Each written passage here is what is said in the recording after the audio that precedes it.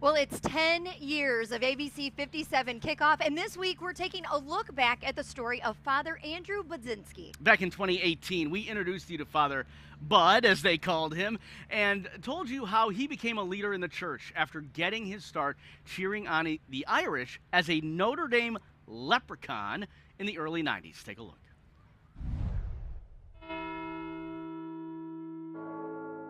It's not living a dream, it's living a reality that is heaven on earth. Abiding ambassador, courageous commander, pious priest.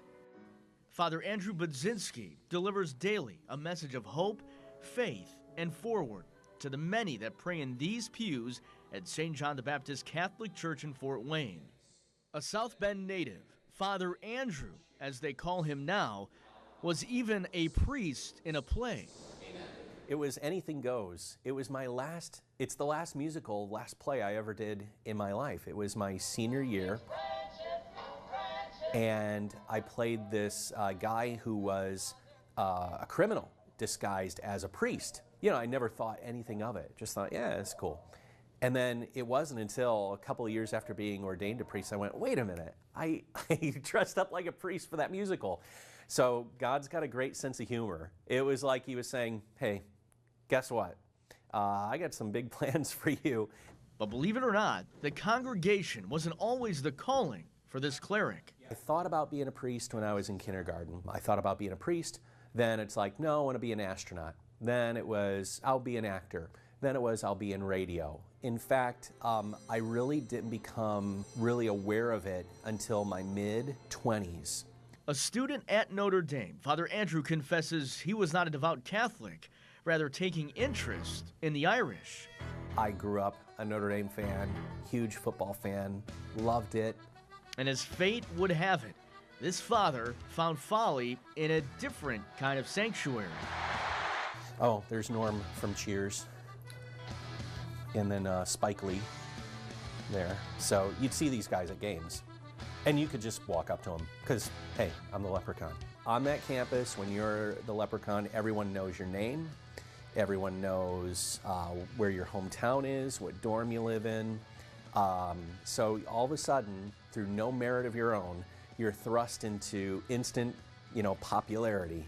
From 1993 to 1995, the Budman delivered happiness. It was living the dream. It really was. In a house that Rockney built. You're standing for something. When you're the mascot, you're a symbol. You're a figure for a larger thing. Now, I'm in a position where, again, I'm standing for something bigger than me, and ultimately not pointing to me, but pointing to God. Just as the Leprechaun, doesn't really point to himself. He stands for something bigger. He stands for the university.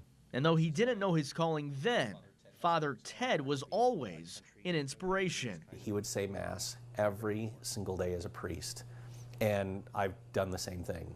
I remember that. Years later, while the green has turned to black, memories of Touchdown Jesus are forever forged in his life.